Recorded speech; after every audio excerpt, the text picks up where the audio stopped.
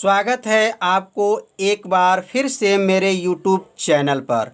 तो आज क्लास 12 के भौतिक विज्ञान अभ्यास 2 के बारे में अध्ययन करेंगे और यह दूसरा भाग है। यदि इसके पिछले भाग आप नहीं देखे होंगे तो प्लेलिस्ट में ऑल वीडियो है, वहां से जाकर के उस वीडियो को देख सकते हैं। तो इस भाग में आज हम लोग पढ़ेंगे किसी विलगित गोली चालक की धारिता का सूत्र का निगमन। तो धारिता किसे कहते हैं, धारिता का मात्रक क्या है, बीमा क्या है, तो उसका वीडियो अपलोड कर दिया गया है। तो जा कर के आप प्लेलिस्ट में उस वीडियो को देख लीजिए। तो इसमें हम लोग धारिता का सूत्र का निगमन करेंगे, लेकिन वह जो चालक है वह कैसा चालक होना चाहिए, गोली चालक होना चाहिए और वह धना आवेशित होना चाहिए। तो उसमें धारिता का सूत्र क्या होगा उसका निगमन आज करके आपको बताया जाएगा। तो एक एक लाइन सूत्र का निगमन समझिएगा। जहाँ भी आपको दिक्कत होगा वहाँ तुरंत कमेंट जरूर कीजिएगा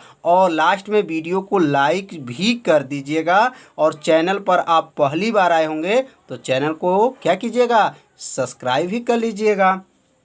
तो किसी विलगित गोली चालक की जब धारिता का सूत्र का निगमन किया जाएगा तो सबसे पहले आप इस चित्र को बनाएंगे, क्योंकि गोली चालक कहा गया है तो ये गोली चालक बनाएंगे। और ये जो धनावेशित है, यह जो चालक है वह क्या है, धनावेशित है। वो भी यहाँ से लेकर के यहाँ तक जो बना हुआ है, याद रखिएगा ये त्रिज्या है, मतलब यह जो गोला खींचा गया उसकी त्रिज्या क्या है, तो आर त्रिज्या का एक गोला खींचिएगा और इसे क्या कीजिएगा, प्लस आवेश इस गोले में दिया जाएगा। तो यहाँ पर जो गोला अगर खींच लिए होंगे अपने कॉपी में तो माना यहाँ लिखना है और माना लिखेंगे और आप लोग भी अपने कॉपी में नोट करते चलिएगा। तो यहाँ माना में क्या लिखेंगे कि माना जो है आर त्रिज्या का एक गोली चालक है, उस पर कौन सा आवेश दिया गया है, प्लस क्यू आवेश दिया गया है और इसमें जो विभव है क्या है, भी है। तो आगे नोट करने के बाद से सूत्र को निगमन किया जाएगा। तो यहाँ नोट कर लीजिए, माना आर त्रिज्या, मतलब इसकी त्रिज्या जो है वह क्या है, तो माना आर त्रिज्या वाले विलगित गोली चालक,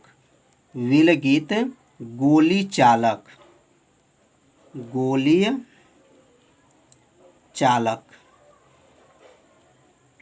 चालक को प्लस क्यू आवेश क्या देंगे, प्लस क्यू आवेश। यहाँ रेड आवेश नहीं, प्लस क्यू आवेश आपको धन आवेशित देना है। प्लस क्यू आवेश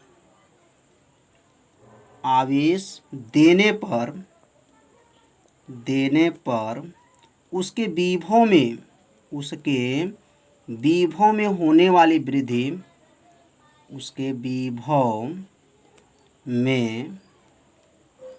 वाली वृद्धि, तो विभव में होने वाली वृद्धि किससे प्रदर्शित करते हैं, तो विभव में होने वाली वृद्धि को भी से प्रदर्शित करते हैं।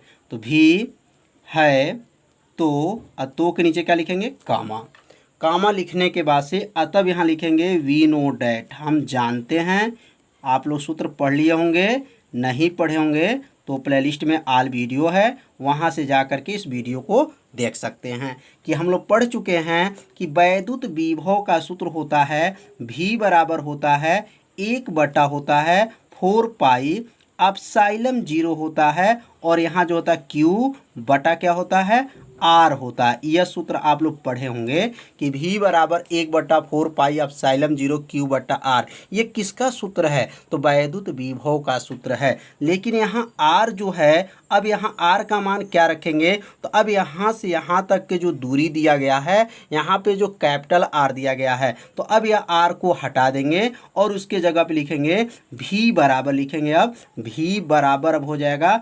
1/4 पाई एप्सिलॉन 0, 1/4 पाई एप्सिलॉन 0 और यहाँ हो जाएगा Q बटा, अब इस R के जगह पर R कितने के बराबर है, तो यह दूरी जो है R के बराबर है, मतलब इस त्रिज्या के जो बराबर है। अब यह यहाँ से यहाँ तक जो त्रिज्या देख रहे हैं, यह R जो कैपिटल R है, तो इसने जो स्मॉल r जो दूरी लिखा गया है वो R के बराबर कर लेंगे। तो अब यहाँ लिख देंगे R। अब ये बन गया समीकरण नंबर 1। तो समीकरण 1 आप लोग को समझ में आ गया होगा कि ये कैसे बना है। यह विभव का सूत्र है और उस विभव के जगह पे आर के स्थान पर जो है स्मॉल आर है, उसके स्थान पर कैपिटल आर को रख दिया गया, क्योंकि यहाँ से यहाँ तक दूरी जो है आर है। समीकरण नंबर 1 बन गया। अब इसके नीचे जो है कल के वीडियो में बताया गया था कि वैद्युत धारिता का सूत्र क्या होता है। तो यहाँ नोट कर सकते हैं कि वैद्युत धारिता बराबर होता है, कल के वीडियो में बताया गया है। अगर आप लोग नहीं देखे होंगे तो प्लेलिस्ट में वीडियो है, वहाँ से जा कर के देख सकते हैं। तो वैद्युत धारिता का जो सूत्र होता है वह C बराबर बताया गया है, C बराबर Q बटा जो है V बताया गया। मतलब आवेश और विभव में होने वाली वृद्धि के अनुपात को वैद्युत धारिता कहते हैं। तो वैद्युत धारिता का परिभाषा मात्रक बीमा बताया जा चुका है। अब ये बन गया समीकरण नंबर 2। तो समीकरण 2 जब बना और समीकरण 1 जो बना, तो ध्यान देंगे समीकरण 1 में किसका मान है, तो V का मान है, और समीकरण 2 में देखिए भी V है। तो यहाँ V के जो दिया गया है V को हटा दिया जाएगा और V के स्थान पे यह मान को क्या किया जाएगा, रख दिया जाएगा। तो यहाँ नीचे लिख सकते हैं कि समीकरण 1 का जो मान निकला है, समीकरण 1 का जो मान निकला किस में रख देंगे, समीकरण 2 में रखने पर। तो समीकरण 2 में रख देंगे और किसके स्थान पे रखेंगे, किसके स्थान पे रखेंगे, याद रखिए किसके स्थान पे, भी के स्थान पे रखेंगे।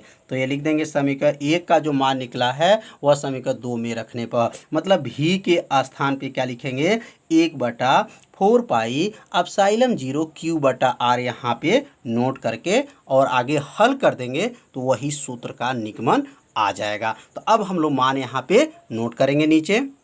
तो समीकरण 2 क्या था, तो C बराबर था Q बटा क्या था, V था।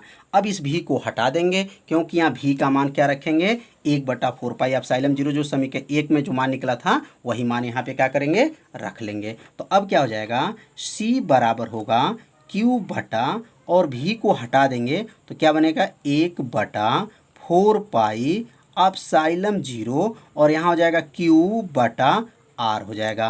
तो यह किसका मान है, तो यह V का मान को रख लिया गया।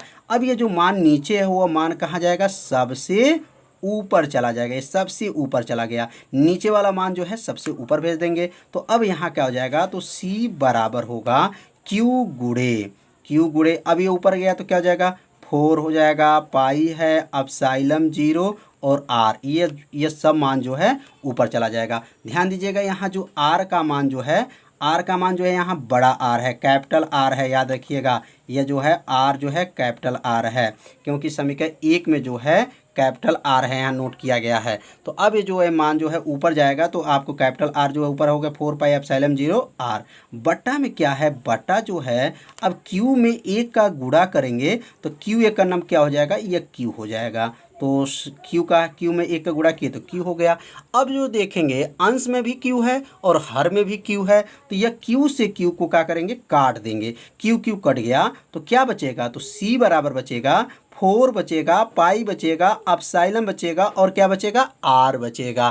तो यही जो सूत्र आया यह किसका सूत्र आ गया, विलगित गोली चालक के धारिता का सूत्र आ गया। तो सूत्र कैसे निगमन हुआ है आपको एक एक लाइन बताया गया। आपको कहीं भी आपको दिक्कत हुआ होगा तो आप लोग कमेंट कर सकते हैं। यदि आपको समझ में नहीं आया होगा तो वीडियो को एक बार और देखिएगा, जिससे आपको पूरा समझ में आ जाएगा। तो यह जो सूत्र बना, तो ये सूत्र से क्या संबंध बना, तो यह संबंध बना कि वैद्युत जो धारिता होता है और यह जो है त्रिज्या है, माने गोली चालक की जो त्रिज्या के क्या हो जाएगा, अनकर्मानुपाती होगा। तो अनकर्मानुपाती कैसे होगा, अब C लिख देंगे और ये 4 पाई जो एप्सिलॉन ये नियतांक मान लेंगे। तो यहाँ पे नियतांक को हटाएंगे तो यह आपको चिन्ह लग जाएगा और यहाँ क्या लिखेंगे, R। मतलब वैद्युत जो धारिता है और गोली चालक के त्रिज्या के क्या होता है, अनकर्मानुपाती होता है। अब ये कब लागू करते हैं, ये चिन्ह कब लगाते हैं, जब ये नियतांक को हटाएंगे तो यह चिन्ह होगा, चिन्ह को हटाते हैं तो यह नियतांक बनता है।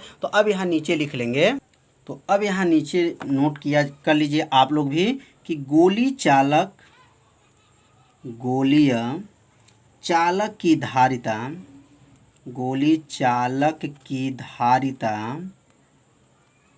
चालक की जो धारिता है, कामा कर लीजिए, उसके त्रिज्या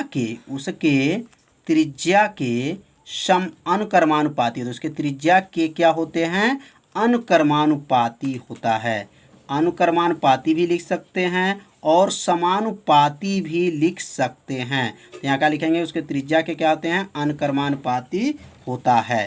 तो यह जो सूत्र का निगमन हुआ होगा तो आप लोग को अच्छे से समझ में आ गया होगा। तो इसे अपने कॉपी में नोट कर लीजिए, नोट्स बनाते चलिए। प्रतिदिन ये शाम को 6 बजे लाइव क्लास चलता है। तो 7 बजे याद है, 7 बजे जो है केमिस्ट्री का लाइव क्लास चलता है। 8 बजे जो है बायोलॉजी का क्लास चलता था, लेकिन कुछ दिन जो है इंटरनेट के कमी के वजह से बायोलॉजी क्लास नहीं चल पा रहा था, तो वो भी बायोलॉजी का भी क्लास चलना आरंभ हो जाएगा। तो आज का जो है पढ़ाई कैसा लगा है आप लोग ज़रूर कमेंट कीजिए। वीडियो को लाइक कीजिए, चैनल को सब्सक्राइब कीजिए, क्योंकि प्रतिदिन जो है आपको अच्छे से अच्छे आपको नोट्स को बताया जा रहा है। आप लोग ज़रूर एक नोट्स बनाते चलिए। तो आज का पढ़ाई इतना ही रहेगा। तो कल जो है आप लोग को नए सूत्र का निगमन में मिलते हैं शाम को 6 बजे। तब तक के लिए सभी विद्यार्थियों को नमस्कार।